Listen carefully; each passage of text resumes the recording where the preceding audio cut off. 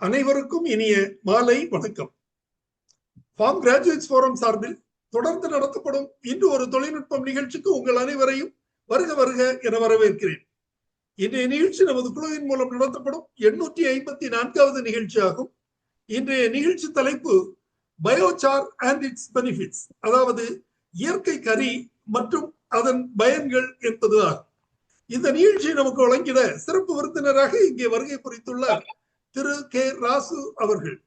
திரு ராசு அவர்கள் தமிழ்நாடு அரசின் வேளாண்மை துறையில் துணை இயக்குநராக பணிபுரிந்து ஓய்வு பெற்ற முன்னாள் அதிகாரி ஆவார். வாருங்கள், அவருடன் இணைவோம், நிகழ்ச்சிக்கு செல்வோம். Rasu sir, please. அனைவருக்கும் இனிய மாலை வணக்கம். இன்றைக்கு விவசாய தொழில் மிகவும் ஒரு கடினமான தொழிலாக இருக்கின்றது என்பது அனைவருக்கும் தெரிந்த விஷயம். அந்த விவசாய தொழிலே விவசாயிகளுக்கு ஏதாவது ஒரு வகையில் லாபம் கிடைக்க வேண்டும், அவர்களுக்கு வருமானத்தை உயர்த்த வேண்டும் என்ற நோக்கிலே நாமெல்லாம் தொடர்ந்து பாடுபட்டு கொண்டிருக்கின்றோம். அதற்கு ஆனால் விவசாயிகள் செவிசாய்த்தாலும் நாம் கொடுக்கக்கூடிய ஒரு நல்ல விதமான ஒரு தொழில்நுட்பங்கள், ஆலோசனைகள், அறிவுரைகள் ஆகியவற்றை ஒரு கொள்கையாக வகுத்து, அதாவது கடைக்கோடியில் உள்ள ஒரு விவசாயிக்கும் பலன் கிடைக்க வேண்டும், அவர் செய்யக்கூடிய பயிருக்கும் வருமானம் கிடைக்க வேண்டும் என்ற நோக்கத்திலே நாம் தயாரிக்கும் ஒரு கொள்கை அறிக்கையை இந்த மத்திய மாநில அரசாங்கங்கள் காது கொடுத்து கேட்டால் அதனை செயல்படுத்தும் பொழுது நிச்சயமாக விவசாயிகளுக்கு பயன் கிடைக்கும் என்பதிலே எந்த விதமான மாற்று கருத்தும் கிடையாது. இன்று பயோசார் என்று சொல்லக்கூடிய உயிரி கார்பன் என்றும் சொல்லலாம், அல்லது உயிரி கரி, மரக்கரி என்றும் சொல்லலாம். அந்த ஒரு பொருள் பற்றி ஒரு சில கருத்துக்களை இங்கே தெரிவிக்கலாம் என்று நினைக்கின்றேன். அதாவது நமக்கு நாம் பயன்படுத்தக்கூடிய முக்கியமான பொருட்கள் என்று சொன்னால் அதிக அளவிலே நாம், அதாவது compost, bio compost, vermi compost, அப்புறம் இது போன்ற கம்போஸ்ட் உரங்களையே நாம் அதிக அளவிலே, அது மட்டுமல்லாமல் பசுந்தழைகள் மற்றவற்றை நாம் பயன்படுத்தி கொண்டிருக்கின்றோம்.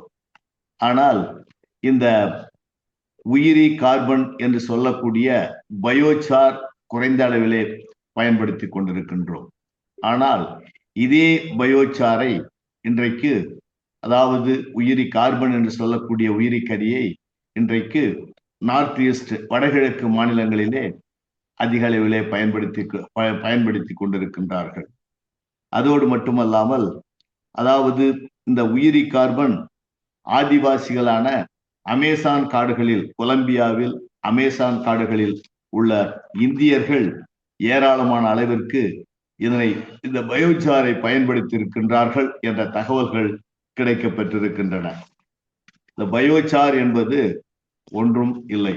அந்த பயோசார் என்று சொன்னால், அதாவது வேஸ்ட், நமக்கு கிடைக்கக்கூடிய விவசாயத்தின் மூலம் கிடைக்கக்கூடிய வேஸ்ட் என்று சொல்லக்கூடிய பொருள்களை எல்லாம் நாம், அதாவது பல வகையான கழிவுப் பொருட்கள், வேஸ்ட் என்று சொன்னால் கழிவுப் பொருட்களை பயன்படுத்தி அதனை ஆக்சிஜன் இல்லாத ஒரு சூழ்நிலையில் அல்லது ஆக்சிஜன் குறைந்த சூழ்நிலையில் அதனை நாம்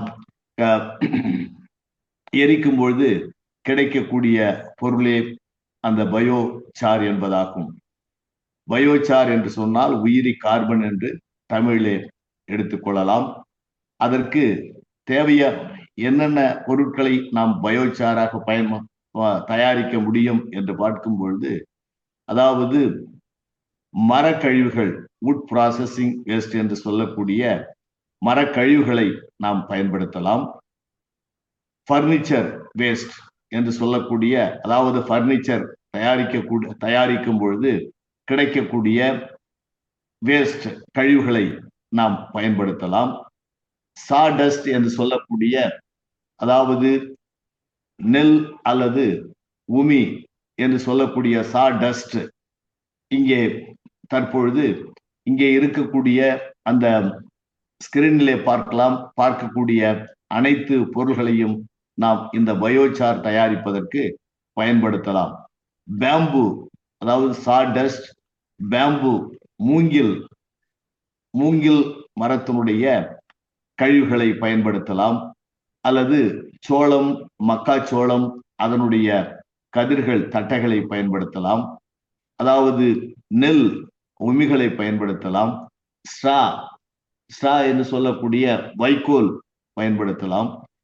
அதாவது பழங்களுடைய ஓடுகளை பயன்படுத்தலாம். ஃபுட் ப்ராசஸிங்லே, அதாவது உணவு தயாரிக்கும் பொழுது கிடைக்கக்கூடிய கழிவுகள்.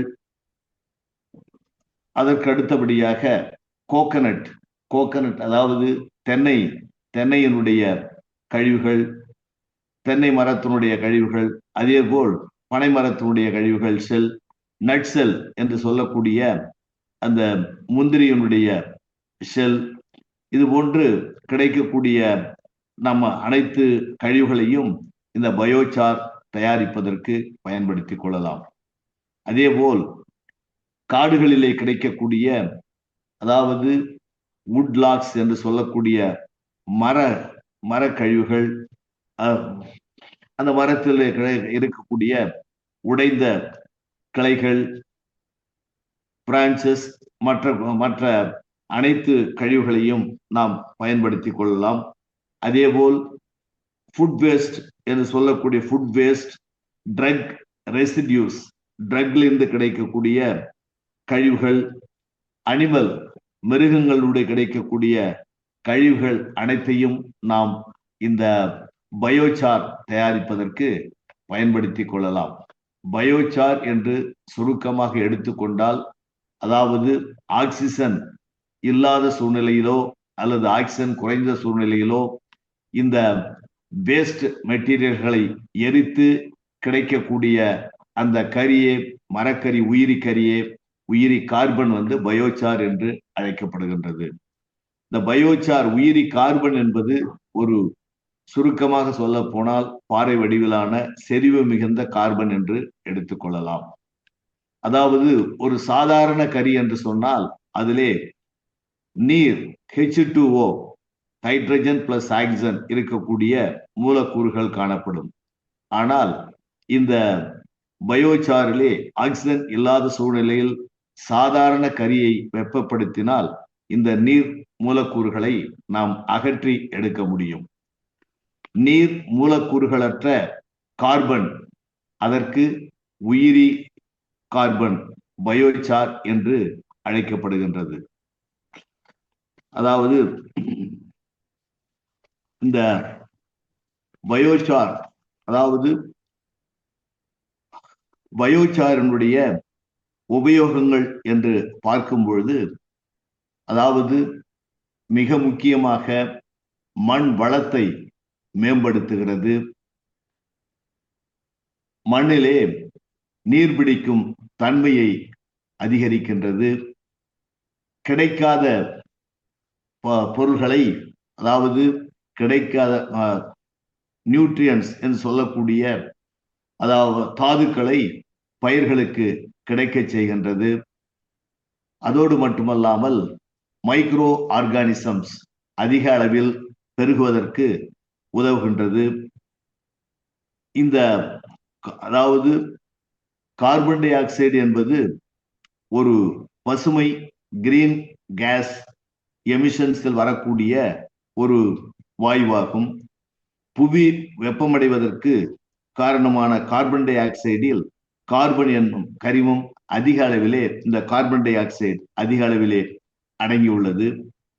உயிரி கார்பனை அதிக அளவில் நாம் தயாரிப்பதன் மூலம் காற்றில் கலந்து போகும் கரிமத்தை மண்ணிலேயே நிலைபெறச் செய்யலாம். இதன் மூலம் மண் வளம் பெருகும் என்பது கண்கூடாக தெரிகின்றது. அதாவது அந்த மண் வளத்தை பெருக்குவதற்கும், அதுவும் மட்டுமல்லாமல் மண் வளத்தை பெருக்கின்றது, அதிக அளவிலே மைக்ரோ ஆர்கானிசம் மண்ணிலே உள்ள அந்த நுண்ணுயிர்கள் அதிக அளவில் பெருகுவதற்கு வாய்ப்பு ஏற்படுகின்றது. வாட்டர் ஹோல்டிங் கெப்பாசிட்டி அதிக அளவிலே தாங்குகின்றது. இந்த மிக முக்கியமான பயன்கள் என்று சொன்னால் இவ்வளவுதான். நாம் அந்த இதை பொறுத்தவரையில பயோசாரினுடைய பயன்களை பொறுத்தவரையில இந்த பயோசார் தற்பொழுது அதிக அளவிலே அதாவது மரங்கள் பயோசார் உற்பத்தி செய்வதற்கு அதிக அளவிலே நம்ம அந்த கருவேல மரங்கள் பயன்படுத்தப்படுகின்றன. இன்றைக்கு கருவேல மரங்கள் ஏராளமான அளவிலே தென் மாவட்டங்களிலே காணப்படுகின்றது. அதேபோல் விழுப்புரம் மாவட்டத்திலும் கருவேல மரங்கள் சீமை கருவேல மரங்கள் இந்த பயோசார் உற்பத்தி செய்வதற்கு பெருமளவிலே பயன்படுத்தப்பட்டு அதன் மூலமாக அது விற்பனை செய்யப்படுகின்றது.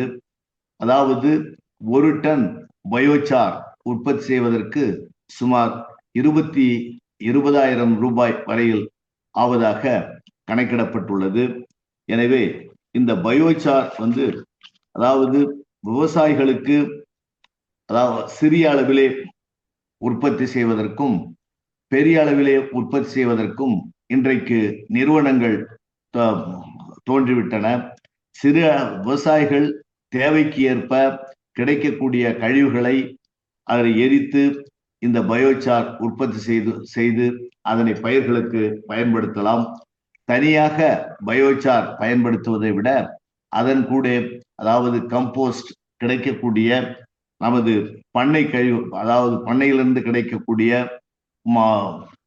மாட்டுச்சாணம் போன்ற நமக்கு கிடைக்கக்கூடிய அனைத்து வகையான கம்போஸ்ட் மற்றும் மண்புழு உரம் முதலியவற்றை சேர்த்து நாம் இடுவதன் மூலமாக நல்ல பலன்களை அடைய முடியும். எனவே பயோசார் என்பது ஒரு சிறிய அளவிலே தயாரித்துக் கொள்வதே நமக்கு ஒரு சிறு விவசாயிக்கு ஒரு கட்டுப்படியாக கூடிய விலையிலே நாம் தயாரித்து நாமளே அதனை பயன்படுத்திக் கொள்ளலாம். அதே சமயத்திலே அதிக அளவிலே நாம் பயோசார் உபயோகப்படுத்தப்படும் பொழுது அதனுடைய மண்ணினுடைய தன்மை என்று சொன்னால், அதாவது ஆசிட் அதாவது பிஹெச்சினுடைய தன்மை மாறுவதற்கும், எலக்ட்ரிக்கல் கண்டக்டிவிட்டி ஈஸி என்று சொல்லக்கூடிய எலக்ட்ரிக்கல் அதாவது மின் கடத்தும் திறன் அதிகரிப்பதற்கும் வாய்ப்பு அதிகமாக இருப்பதால் இந்த பயோசாரை குறைந்த அளவிலே உபயோகப்படுத்த வேண்டும். அதிக அளவில் உபயோகப்படுத்துவதை தவிர்த்து பயோசாருடன் இணைந்து அதிக அளவிலே நாம் இந்த கம்போஸ்ட் வகைகளை சேர்த்து இடுவது உபயோகமாக இருக்கும். இந்த பயோசார் உபயோகிப்பதன் மூலம் அதாவது பயிர்களுடைய மகசூல் 20 முதல் 30% வரை மகசூல் அதிகரிப்பதற்கு வாய்ப்பு உண்டு. இதே ஒரு முக்கியமான வார்த்தை கார்பன் சீக்வெஸ்ட்ரேஷன் என்று சொல்லக்கூடிய ஒரு வார்த்தை பயன்படுத்தப்படுகின்றது. அதாவது 1 டன் நாம் இந்த பயோசார் பூமியிலே இடும் பொழுது 5 முதல் 6 டன் வரை கார்பன் டை ஆக்சைடை வெளியேற்றுவதற்கு வாய்ப்பு இருக்கின்றது என்று அறிவியல் விஞ்ஞானிகள் தெரிவித்துள்ளனர். அதாவது கார்பன் டை ஆக்சைடு மட்டுமல்லாமல் கிரீன் ஹவுஸ் கேசஸ் என்று சொல்லக்கூடிய பசுமை குடில் வாயுக்களான நைட்ரஸ் ஆக்சைடு மற்றும் மீத்தேன் அதிக அளவிலே குறைக்கப்படுகின்றது. அதோடு மட்டுமல்லாமல் இந்த பயோசார் உபயோகப்படுத்தும் பொழுது 40 முதல் 50% வரை தேவையான பயிர்களுக்கு தேவையான உர தேவை குறைக்கப்படுகின்றது. அதாவது அதிக அளவிலே மகசூல் கிடைப்பதோடு ஃபெர்டிலைசர் உரச்செலவு குறைக்கப்படுகின்றது.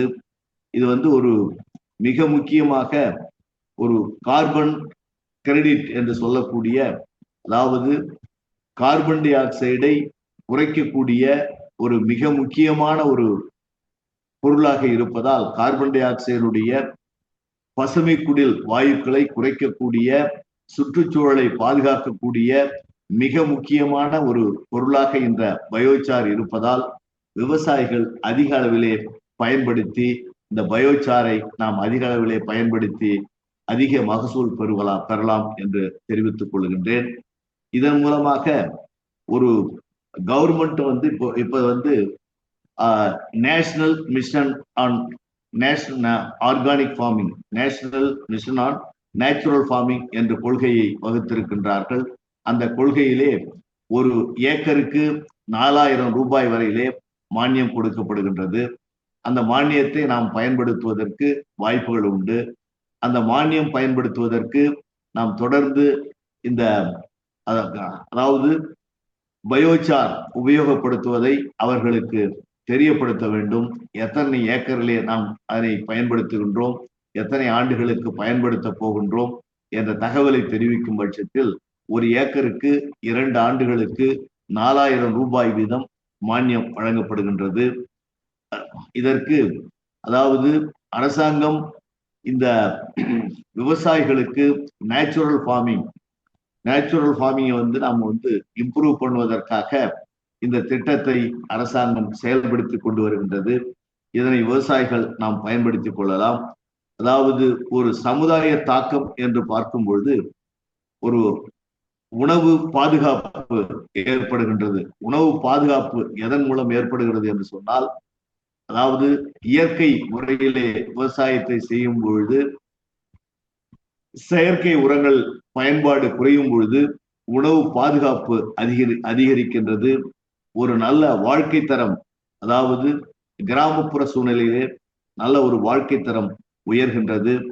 எனவே இந்த பயோசார் முறையை பயன்படுத்தி அதிக அளவிலே நாம் விவசாயிகள், சிறு சிறு விவசாயிகள் தங்களிடம் கிடைக்கக்கூடிய பொருள்களை கொண்டு இந்த பயோசாரை தயாரித்து உபயோகப்படுத்திக் கொள்ளலாம் என்பதை தெரிவித்துக் கொண்டு இன்றைக்கு, அதாவது இந்த பயோசார் எதற்காக அதிக அளவிலே நாம் பயன்படுத்த வேண்டும் என்று சொன்னால், இன்றைக்கு மிகப்பெரிய ஒரு உலகம் முழுவதும் பேசக்கூடிய ஒரு பேசுபொருளாக இருக்கக்கூடிய பருவநிலை மாற்றத்தினுடைய காரணமாக மட்டுமே இந்த பயோசார் தற்பொழுது உபயோகப்படுத்த வேண்டிய சூழ்நிலைக்கு நாம் தள்ளப்பட்டிருக்கின்றோம். அதிக அளவிலே இந்த பயோசாரை அதாவது உலகம் முழுவதும் இந்த கொள்கை பரவலாக்கப்பட்டு பயன்படுத்தப்பட்டு வருகின்றது. நம் பருவநிலை மாற்றம் என்று எடுத்துக்கொண்டால், பருவநிலை மாற்றத்தை பொறுத்தவரையில பூமி ஒரு சிறப்பு கிரகமாக இருந்து கொண்டிருக்கின்றது அனைவருக்கும் தெரிஞ்ச விஷயம். பூமி வந்து நமது, அதாவது சூரியனுக்கு அருகாமையில் உள்ள ஒரு கிரகமாக இருப்பதால் அது நேரடியாக சக்தியை சூரியனிலிருந்து பெறுகிறது. பூமியை சுற்றியுள்ள வெப்பம் உயிரினங்கள் தோன்றும் வகையிலே அமைந்திருக்கின்றன. உயிரினங்கள் தழை தோங்குவதை உறுதி செய்யும் வகையிலே பசுமை குடில் வாயுக்கள் பூமியை போர்வை போல் மூடி இருக்கின்றன. பசுமை குடில் வாயுக்கள் என்று சொன்னால் முக்கியமான வாயு கார்பன் டை ஆக்சைடு வாயுவாகும். புவி வெப்பமயமாதலுக்கு இதுவே வந்து ஒரு முக்கிய காரணமாக பார்க்கப்படுகின்றது. அதாவது நிலக்கரி, இயற்கை எரிவாயு போன்றவை மின்சாரம் உற்பத்தி செய்வதற்காக லட்சக்கணக்கான டன் கணக்கில் எரிக்கப்படுவதால் வளிமண்டலத்திலே, அதாவது அட்மாஸ்பியரிலே கரியமல வாயுவின் அளவை அதிகரித்து வளிமண்டலத்தில் வெப்பம் அதிகரிக்கிறது. கரியமல வாயுவின் அடர்த்தி, அதாவது கார்பன் டை ஆக்சைடுடைய அடர்த்தி வளிமண்டலத்தில் அதிகரிக்கும் பொழுது பூமி மேலும் வெப்பமடைகிறது. தொழிற்சாலைகள், வாகனங்கள் இயக்கத்தின் மூலம் வளிமண்டலத்தில் மேலும் கார்பன் டை ஆக்சைடு சேர்வது அதிகமாகின்றது.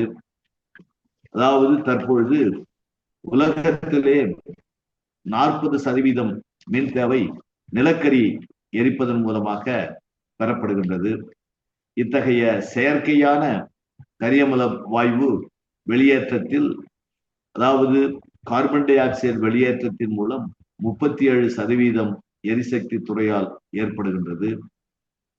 இந்த அதிகப்படியான கரியமல வாயு வெளியேற்றம் பூமியின் வெப்பத்தை மேலும் அதிகரிப்பதோடு உயிரினங்களுக்கும் சுற்றுச்சூழலுக்கும் பெருத்த பாதிப்பை ஏற்படுத்தி கொண்டிருக்கின்றது. சூரியனிலிருந்து வரும் வெப்ப சக்தி மட்டுமல்லாமல் வெப்ப சக்தி வளிமண்டலத்தில் புகுந்து பூமியின் மேற்பரப்பில் வெப்பத்தை ஏற்படுத்துகிறது. பூமியின் மேற்பரப்பில் வெப்பம் அதிகரிக்கும் பொழுது பூமி அந்த வெப்ப சக்தியை வளிமண்டலத்திற்குள் செலுத்துகிறது. இவ்வாறு வரும் வெப்பத்தை வெளிமண்டலத்தில் உள்ள கரியமல வாயு, நீராவி, மீத்தேன், நைட்ரஸ் ஆக்சைடு போன்ற வாயுக்கள் கிரகித்துக் கொள்வதால் பூமி அதிக வெப்பமடைகிறது. இந்த வெப்பமடைவதால் ஏற்படக்கூடிய பாதிப்புகள் என்று பார்க்கும் பொழுது, அதாவது மலைப்பிரதேசங்களிலே பனி சூழ்ந்து காணப்படுவதோடு பூமியின் வடதுருவம் மற்றும் தென் துருவத்தில் நீர் பனிக்கட்டியாக உறைந்து காணப்படுகின்றது. பூமி வெப்பமடைவதால் காரணமாக இந்த பனி உருகி கடல் நீர்மட்டம் உயர்ந்து வருகின்றது.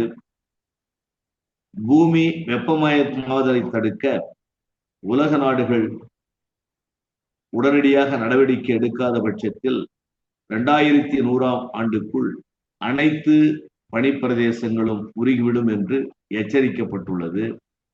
இதன் காரணமாக, அதாவது கடல் நீர்மட்டம் அதிகரித்து கடலோர பகுதிகளில் நீர் புகுந்து பாதிப்புகளை ஏற்படுத்தும் என்று விஞ்ஞானிகள் எச்சரித்து வருகின்றனர். மனித நடவடிக்கைகள் காரணமாகவும் கடந்த 100 ஆண்டுகளில் 10 முதல் 25 சென்டிமீட்டர் உயரத்திற்கு கடல் நீர்மட்டம் உயர்ந்திருப்பதாகவும், பசுமை குடில் வாயுக்கள் வெளியேற்றத்தை நாம் தொடர்ந்து கட்டுப்படுத்தாத பட்சத்தில் அடுத்த 100 ஆண்டுகளுக்குள் கடல் நீர் மட்டம் மேலும் 15 முதல் 90 சென்டிமீட்டர் அளவுக்கு உயரும் என்றும், இதன் காரணமாக தாழ்வான பகுதிகள் கடல் நீரில் மூழ்கும் சூழ்நிலை ஏற்படும் என்றும், சில தீவுகள் முழுவதுமாக மூழ்கக்கூடிய அபாயம் ஏற்பட்டுள்ளது என்றும் விஞ்ஞானிகள் எச்சரித்து வருகின்றனர்.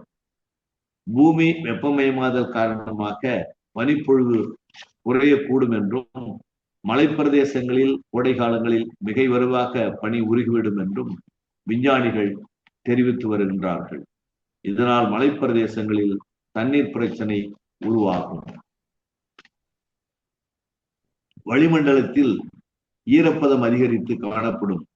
அதிக ஈரப்பதம் காரணமாக மழை அளவு அதிகரிக்கவும் வாய்ப்புள்ளது. புவி வெப்பம் காரணமாக அடிக்கடி சூறாவளி காற்று ஏற்படும் சூழ்நிலை ஏற்படுகிறது. நிலத்தில் உள்ள நீர் அதிகமாக ஆவியாகி நிலம் வறண்டு காணப்படும். ஏற்கனவே வறண்ட பிரதேசமாக உள்ள பகுதிகள் மேலும் வறண்ட நிலைக்கு செல்லும். புவி வெப்பமயமாதல் காரணமாக வானிலையில் மாற்றம் ஏற்பட்டு சூறாவளி மிக வேகமாக வீசுவதோடு காற்றின் வேகமும் அதிகரிக்கும். காற்றின் போக்கில் கூட மாற்றங்கள் ஏற்படக்கூடும். பூமியின் சுற்றுச்சூழல் அமைப்பில் பருவநிலை முக்கிய பங்கு வகிக்கின்றது என்று சொன்னால் மிகையாகாது. பருவநிலையில் சிறிய மாற்றங்கள் ஏற்பட்டாலும் சுற்றுச்சூழலில் அது பெரிய தாக்கங்களை ஏற்படுத்தி கொண்டிருக்கின்றது. பருவநிலை மாற்றங்கள் மக்களையும் இயற்கையும் கணக்கில் அடங்காத வகையில் பாதித்து வருகின்றது. இந்த பருவநிலை மாற்றங்கள் 1-2 நாட்களில் நிகழ்ந்தது இல்லை. ஆனால் கடந்த 30 ஆண்டுகளாக சுற்றுச்சூழல் விஞ்ஞானிகள் பருவநிலை மாற்றம் தொடர்பாக எச்சரிக்கை விடுத்து கொண்டு வருகின்றனர். பருவநிலை மாற்றத்தால் இயற்கையில் ஏற்படும் மாற்றங்கள் மக்களுக்கும் நமது பொருளாதார அமைப்பிலும் மிகப்பெரிய மாற்றங்களை ஏற்படுத்திவிடும். காடுகளில் பொறுத்தவரையில ஏற்படக்கூடிய பாதிப்பு என்று சொன்னால், நாம் சுவாசிக்கும் காற்றை தூய்மைப்படுத்துவதோடு தண்ணீர் சுத்தமாக இருப்பதற்கும் மண் பிடிப்போடு இருப்பதற்கும் காடுகள் உதவுகின்றன. காடுகள் மூலம் உலகில் சுமார் 1.6 பில்லியன் மக்கள் 1.6 பில்லியன் மக்கள் தங்களது வாழ்வாதாரத்தை பெற்று வருவதாக கணக்கிடப்பட்டுள்ளது. காடுகள் உணவுப் பொருட்களை அளிக்கின்றன. மரப்பொருட்கள் மற்றும் மருந்து பொருட்கள் காடுகளிலிருந்து மனிதர்களுக்கு கிடைப்பதோடு அழிந்து வரும் அரிய வகை மிருகங்களுக்கும் காடுகள் புகலிடம் அளித்து வருகின்றன. புவி வெப்பமயமாதலுக்கு காரணமான கார்பன் டை ஆக்சைடு வாயுக்கள் காடுகளில் உள்ள மரங்களும் செடிகளும் கிரகித்துக் கொள்வதால் பருவநிலை மாற்றத்தை தடுக்கவும் காடுகள் உதவுகின்றன. ஆனால் விவசாயம் மேற்கொள்வதற்கும் மரப்பொருட்களுக்காகவும் வனங்கள் பெருமளவு அழிக்கப்படுவதால் இதன் மூலம் ஏராளமான அளவு கார்பன் டை ஆக்சைடு மற்றும் பிற வாயுக்கள் வளிமண்டலத்தில் கலந்து புவி வெப்பமயமாதலை ஊக்குவித்துக் கொண்டு வருகின்றன. உலக அளவில் வெளியேற்றப்படும் கரியமல வாயுவில் 20% காடுகள் அழிப்பதன் மூலம் ஏற்படுகிறது என்று விஞ்ஞானிகள் தெரிவித்துள்ளனர். உண்மையில் இப்போது உள்ள நிலையில் பருவநிலை மாற்றத்தை காடுகள் தடுப்பதற்கு பதிலாக மனித நடவடிக்கைகளின் காரணமாக காடுகள் அழிக்கப்பட்டு புவி வெப்பமயமாதல் பிரச்சனை மேலும் கடுமையாகி உள்ளது என்பது கண்கூடாக தெரிகின்றது. விவசாயத்தை பொறுத்தவரையில பெரும்பாலும் அதிக மழை பெய்யும் பகுதிகளில் மேற்கொள்ளப்படுகின்றன. பருவநிலை மாற்றத்தினால் மழை பெய்வதில் பாதிப்பு ஏற்படும் பட்சத்தில் அது விவசாயத்தை பாதித்து விடக்கூடிய சூழ்நிலை உள்ளது. புவி வெப்பமயமாதல் காரணமாக தண்ணீர் தட்டுப்பாடு ஏற்பட்டு சமூக பிரச்சனைகள் உருவாகி வருகின்றன. உலகில் சுமார் 70% மக்கள் விவசாயத்தை நம்பி வருகின்றனர் என்பது அனைவருக்கும் தெரிந்த விஷயம். உலக நாடுகள் மேற்கொள்ளும் ஏற்றுமதியில் சுமார் 40% பொருட்கள் வேளாண் பொருட்களாகும். உணவு தானிய உற்பத்தி மற்றும் கால்நடைகள் வளர்ப்பு மூலம் பெரும்பாலான வீடுகளில் வருமானம் ஈட்டப்படுகிறது. புவி வெப்பமயமாதல் காரணமாக பருவநிலையில் மாற்றம் ஏற்பட்டால் விவசாயத்தை நம்பியிருக்கும் இந்த மக்கள் பெரிதும் பாதிக்கப்படுவார்கள். பருவநிலை மாற்றம் உணவு தானியங்கள் கிடைப்பது, உணவு பயன்படுத்துவது உள்ளிட்டவற்றில் உலகளில் பெரும் தாக்கத்தை ஏற்படுத்தும். பருவநிலை மாற்றத்தால் வேளாண் விளைச்சல் குறைவதோடு கால்நடைகள் வளர்ப்பிலும் பாதிப்பு ஏற்பட்டு கிராம பகுதிகளில் உணவு பாதுகாப்புக்கு அச்சுறுத்தல் ஏற்படும். இதன் காரணமாக மனிதனின் உடல்நலம், வாழ்வாதாரம் பாதிக்கப்படுவதோடு மனிதர்களின் வாங்கும் சக்தியும் பாதிக்கப்படக்கூடும். ஆறுகள், குளங்கள், நீர்நிலைகள் மனிதர்களுக்கும் பிற உயிரினங்களுக்கும் குடிநீரை அளித்து வருகின்றன. விவசாயத்திற்கும் தொழிற்சாலைகளுக்கும் தண்ணீர் இன்றியமையாததாக உள்ளது. மகா சமுத்திரங்கள், கடல்கள் கோடிக்கணக்கான மக்களின் வாழ்வாதாரமாக இருக்கின்றன. புவி வெப்பமயமாதல் ஏற்படும் பருவநிலை மாற்றத்தால் உலக நீர்நிலை அமைப்புகளில் எதிர்பாராத வகையில் மாற்றங்கள் ஏற்படும் என்றும் அதிக வெள்ளப்பெருக்கு மற்றும் கடுமையான வறட்சி போன்ற பிரச்சனைகள் உருவெடுக்கும் என்றும் தெரிவிக்கப்படுகின்றது. கடுமையான வறட்சியினால் மக்கள் ஒரு இடத்திலிருந்து பிற இடங்களுக்கு இடம்பெயரும் சூழ்நிலை ஏற்படுவதோடு சுத்தமான தண்ணீர் இல்லாத பட்சத்தில் வேளாண்மை, உணவு உற்பத்தி மற்றும் குடும்ப வருமானம் பாதிக்கப்படும் சூழ்நிலையும் உள்ளது. உலக அளவில் எடுத்த நடவடிக்கையை பொறுத்தவரையில ஐக்கிய நாடுகள் சபையின் முயற்சியில் புவி வெப்பமயமாதலை தடுக்க உலக நாடுகள் 1997 ஆண்டு முதல் ஒப்பந்தத்தை ஏற்றுக்கொண்டன. 2005 பிப்ரவரி மாதம் முதல் அமலுக்கு வந்த இந்த ஒப்பந்தம் புவி வெப்பமயமாதலை தடுக்க உலக நாடுகள் மேற்கொண்ட முதல் முக்கியமான நடவடிக்கையாகும். இந்த ஒப்பந்தத்தின்படி பல நாடுகள் பசுமை குடில் வாயுக்கள் வெளியேற்றத்தை குறைக்க முன்வந்தன.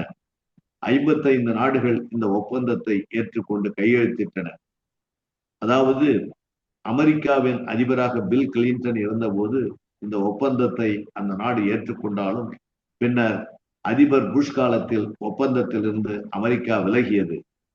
ரஷ்யா இந்த ஒப்பந்தத்தை அங்கீகரித்து 2004 கையெழுத்திட்டது.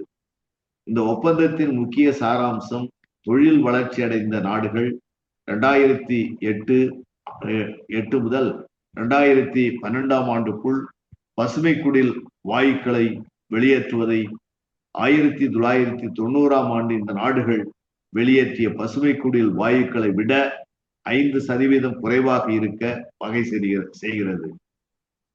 ஆனால் தொழில் வளர்ச்சி அடைந்த நாடுகள் பசுமை குடில் வாயுக்கள் வெளியேற்றத்தை குறைப்பதற்கு பதிலாக தொழில் நடவடிக்கை மூலம் அதிகமாக வெளியிட்டு வருகின்றன.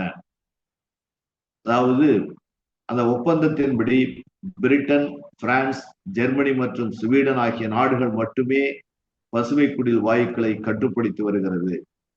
கரியமில வாயு, methane, nitrous oxide, fluorocarbon உள்ளிட்ட 6 பசுமை குடில் வாயுக்கள் புவி வெப்பமயமாதலுக்கு முக்கிய காரணம் என்று தெரிவிக்கப்பட்டுள்ளது. கியோட்டோ ஒப்பந்தம் புவி வெப்பமயமாதலை தடுக்க மேற்கொள்ளப்பட்ட ஒரு சரியான நடவடிக்கை என்ற போதும் இந்த விஷயத்தில் மேற்கொண்டும் பல்வேறு நடவடிக்கைகள் எடுக்க வேண்டியுள்ளது. புவி வெப்பம் மோசமான அளவுக்கு அதிகரிக்கும் வகையில் பசுமை குடில் வாயுக்கள் வெளியேறுவதை தடுக்க உரிய நடவடிக்கை எடுக்கப்பட வேண்டும். கியோட்டோ ஒப்பந்தத்திற்கு மாற்றாக புதிய ஒப்பந்தத்தை உருவாக்கும் பணியில் உலக நாடுகள் முனைப்புடன் ஈடுபட்டிருப்பது இங்கு நினைவு கூறத்தக்கது. இந்தியாவின் நிலைமை உலகின் வளர்ந்த நாடுகளை ஒப்பிடும்போது இந்தியாவின் தனிநபர் சராசரி கரியமில வாயு வெளியேற்றம் மிக குறைவானதாகவே உள்ளது. நம் நாட்டிலிருந்து ஏழ்மையை அகற்ற வேண்டும் என்ற இலக்கு இன்னும் எட்டப்படவில்லை என்பதால் கூடுதல் எரிசக்தி வளங்களை பயன்படுத்த வேண்டிய அவசியம் இந்தியாவிற்கு உள்ளது. இந்நிலையில் வளர்ச்சிக்கும் சுற்றுச்சூழல் பாதுகாப்புக்கும் இடையிலான சமநிலையை பாதுகாப்பது ஒரு மிக சிக்கலான ஒன்று என்ற போதிலும் மத்திய அரசு சுற்றுச்சூழல் தொடர்பான நடவடிக்கைகளை மிக கவனமாகவே கையாண்டு வருகின்றது. குறைந்த கார்பன் வெளியேற்றத்துடன் கூடிய நவீன தொழில்நுட்பங்களை வளரும் நாடுகளுக்கு வழங்க வேண்டும் என்று உலக அரங்குகளில் இந்தியா தொடர்ந்து குரல் கொடுத்து வருகிறது. சுற்றுச்சூழல் விஷயத்தில் வளரும் நாடுகளின் குரலாக இந்தியா திகழ்ந்து வருகிறது. பருவநிலை மாற்றத்தின் விளைவுகளை தடுக்க செய்ய வேண்டிய பணிகள் என்று சொல்லும் பொழுது ஏற்கனவே வளிமண்டலத்தில் குவிந்துள்ள கரியமில வாயுவை உடனடியாக அகற்றுவது என்பது இயலாது. அதற்கு மிக நீண்ட காலம் தேவைப்படும். அதனால் ஏற்படும் விளைவுகளையும் தவிர்க்க முடியாது. ஆனால் இதற்கு மேலும் கரியமில வாயு சேர்வதை முடிந்த மட்டில் தவிர்க்க முயற்சி செய்ய வேண்டிய கட்டாயம் ஏற்பட்டுள்ளது. காடுகளின் பரப்பை அதிகரிப்பதன் மூலம் குவிந்துள்ள கார்பன் டை ஆக்சைடு வாயுவின் ஒரு பகுதியாகிலும் குறைக்கலாம்.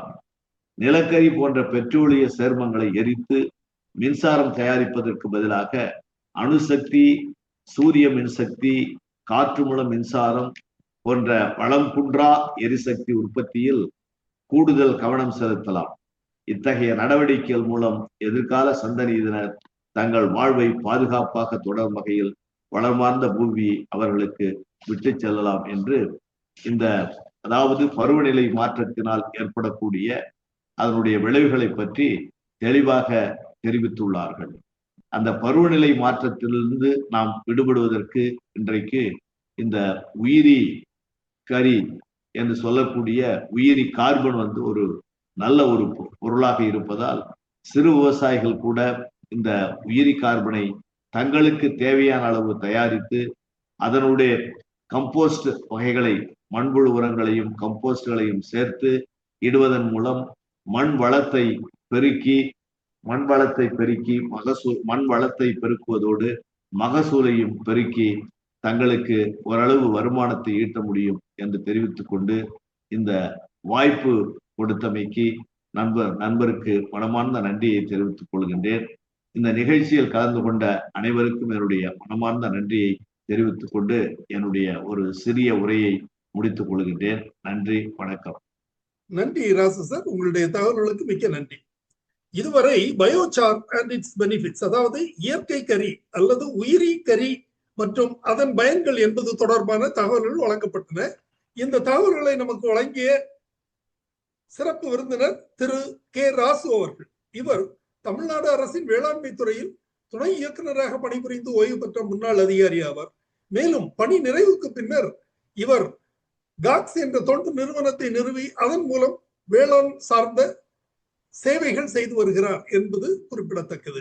இந்த நிகழ்ச்சியில் பயோசார் என்பது என்ன, அது எவ்வாறு உற்பத்தி செய்யப்படுகிறது, தயாரிக்கப்படுகிறது, அது எவ்வாறு பயன்படுகிறது, விவசாயத்திற்கு மட்டுமன்றி இயற்கைக்கும் சுற்றுச்சூழலுக்கும் எவ்வாறு பயன்படுகிறது, குறிப்பாக பருவநிலை மாற்றத்தை அது எவ்வாறு கட்டுப்படுத்துகிறது என்ற புதிய தகவலையும் கொண்டு வழங்கினார்கள்.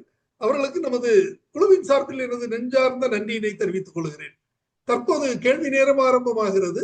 முதலில் நமது குழுவின் மூத்த உறுப்பினர் திரு பொன்ராஜ் அவர்களை இந்த நிகழ்ச்சி தொடர்பான தனது கருத்துக்களை தெரிவிக்க அன்போடு கேட்டுக்கொள்கிறேன். இந்த பயோசார் ஒரு நல்லதுதான், நல்ல ஒரு டாபிக் சார். ரொம்ப எக்ஸ்டென்சிவா பேசினார், ரொம்ப விளக்கமாவே பேசினார் ராசு சார். ரொம்ப மகிழ்ச்சி தான். ஆனா இந்த பயோசார் இருக்கட்டும், அப்புறம் பருவநிலை மாற்றம்லாம் நிறைய ஒரு காடு அழிப்பு இதை மாதிரிலாம் பேசினாரு. இன்னும் நம்ம அதாவது அகில உலக அளவுல நம்ம இதுக்கெல்லாம் நிறைய குறிப்பெல்லாம் கொடுத்துருக்காங்க. இந்த குறிப்புகளா இந்த இதெல்லாம் சிலதெல்லாம் செய்யக்கூடாது. உதாரணமா அமேசான்ல காடுகள் அழிச்சு அங்க மக்காச்சோளமோ என்னமோ பண்ணிட்டு இருக்காங்க, இல்ல ரப்பர் விவசாயம் பண்றாங்க, எல்லாம் சரி.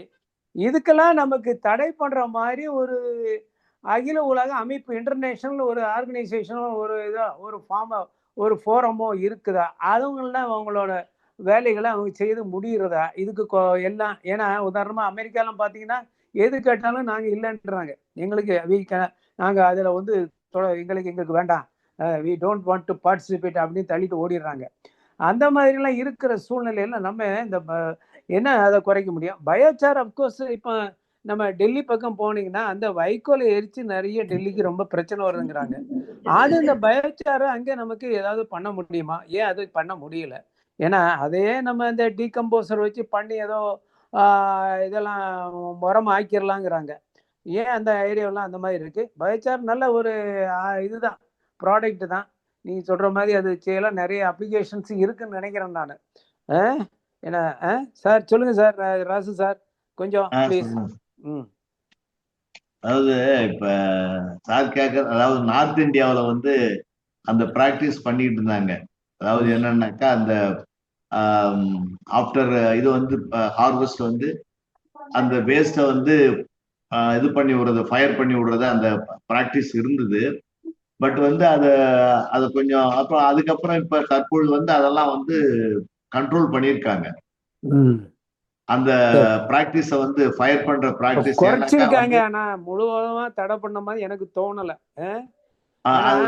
அதனால ஃபார்மர் ஒரே ஒரு செகண்ட் சார், ஒரு ஃபார்மர் என்ன சொல்றாருன்னா, எனக்கு எரிச்சு விடுறதுதான் ஈஸி, நான் இதை போட்டு அதுல டீகம்போசர்லாம் ஸ்ப்ரே பண்ணி அதை மண்ணுக்குள்ள பண்றதுக்கு எனக்கு செலவு அதிகமா இருக்கு, அது போல எரிச்சு விடுறேங்கிறாரு. அதுவும் கூட செய்யறாங்க. அதை கொஞ்சம் நம்ம சட்டத்து மூலமா அதையும் கொண்டு வரணும். அதை கொஞ்சம் கண்டிப்பா அதை செய்யக்கூடாதுங்கிற மாதிரி செய்யதான் நல்லது. சொல்லுங்க சார். Sorry sir. இல்ல சார், இல்ல நீங்க சொன்னது அது மாதிரிதான் நடந்தது. பட் இந்த பிரச்சனை வந்ததால இப்ப அதிக அளவுல அதனால இது பொல்யூஷன் அதிகமாக பொல்யூட்டட் இருக்குன்னு சொல்லிட்டு நிறைய எதிர்ப்புகள் வந்தது.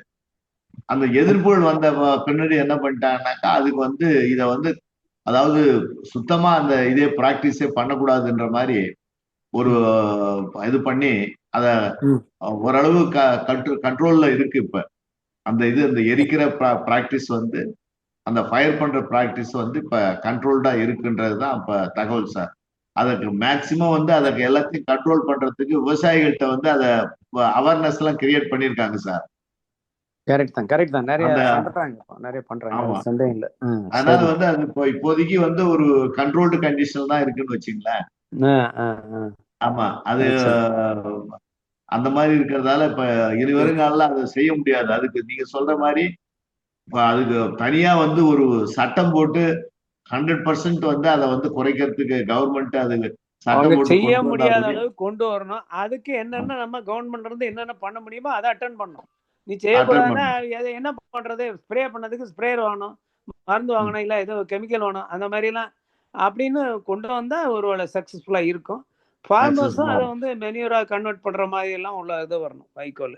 இல்ல, இரண்டு ஆண்டுகளுக்கு முன்னாடி சார், அதாவது 2023 அல்லது 24, சோ அந்த சமயத்துல அந்த கான்ஃபரன்ஸ்ல நம்ம இந்தியால இருந்து பார்ட்டிசிபேட் பண்ண ஒரு யங் கேர்ள் அத வந்து அந்த ஃபோரத்துல அவங்க வந்து கேள்வி கேட்டாங்க. நீங்க ஒவ்வொரு வருஷமும் மீட்டிங்க போட்டு பெரிய தீர்மானங்கள்லாம் போடுறீங்க, என்ன செஞ்சிருக்கீங்க அப்படின்னு கேட்டாங்க. சோ அது கேட்டாங்க. அப்போ அவங்களால அதுக்கு சரியான பதில் கொடுக்க முடியல. ஏன்னா எல்லாம் தீர்மானம் தான் போட்டுட்டு இருக்காங்களே ஒழிய என்னைக்காவது ஓரம் நிறுத்துறாங்களா? அதாவது ஒரு விவசாய நிலத்துல உள்ள ஸ்டபிள்ஸை எரிக்கிறது வந்து பழக்கம் மட்டும் இல்ல, அது வந்து அடுத்த பயிருக்கு அந்த நிலத்தை தயார்படுத்துறதுக்காக செய்யக்கூடிய ஒரு உத்தி. நாம தான் முன்னாடி அதெல்லாம் விவசாய டிபார்ட்மெண்ட்லயும் அதை ப்ரொமோட் பண்ணிட்டு தான் இருந்தோம். சோ அது செய்யறாங்க. ஆனா வந்து வட இந்தியாவை பொறுத்தவரையில அங்க வந்து மிஸ்ட் ஃபார்ம் ஆகும். விண்டர் மந்த்ஸ்ல வந்து ரொம்ப மிஸ்ட் மேகம் மாதிரி பனி அடர்ந்து இருக்கும்.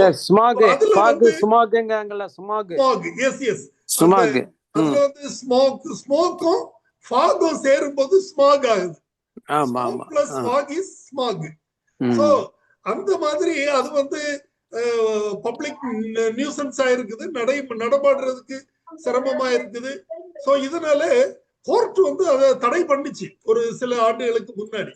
அது விவசாயிகளோட ரெப்ரசன்டேஷன் அதை எப்படி அதை தடுக்க முடியாத ஒரு சூழ்நிலை இருக்குது அப்படிங்கறதுனால அது வந்து கோர்ட் வந்து இப்ப கவர்மெண்ட்ல அதனாலதான் பொல்யூஷன் இதெல்லாம் வருதா, ஸ்மாகுக்கு அதுதான் காரணமா, இண்டஸ்ட்ரீஸ் ஃபேக்டரிஸ் ஒன்னும் காரணம் இல்லையா அப்படின்னு சில கேள்விகளை கேட்டிருக்காங்க. அது கேஸ் வழக்கம் போல நடந்துகிட்டே இருக்குது.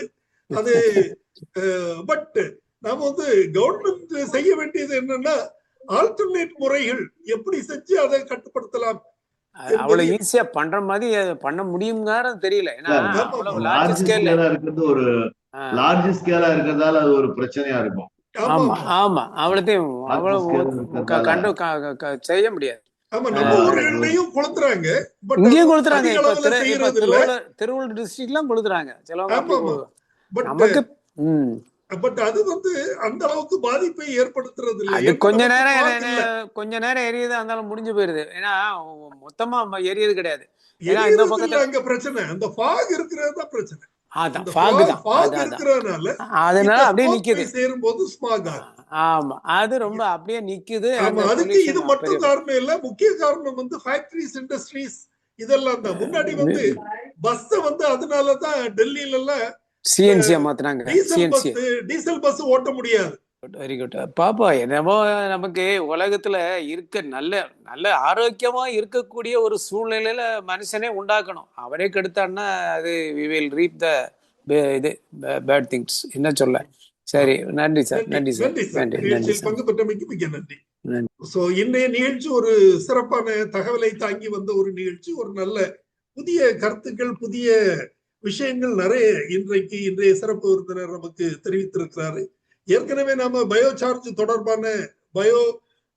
தொடர்பான தகவல்கள் நிகழ்ச்சிகள் 2 நிகழ்ச்சிகள் நடத்தி இருக்கிறோம். இருந்தாலும் இன்றைய நிகழ்ச்சியில் சில சிறப்பான கூடுதல் தகவல்கள் வழங்கப்பட்டன. சோ அந்த வகையில் இன்றைய சிறப்பு விருந்தினருக்கு எனது நெஞ்சார்ந்த நன்றியினை தெரிவித்துக் கொள்கிறேன். மேலும் இன்றைய நிகழ்ச்சியில் பங்கு பெற்ற அனைத்து பங்கேற்பாளர்களுக்கும் எனது நன்றியினை தெரிவித்துக் கொள்கிறேன்.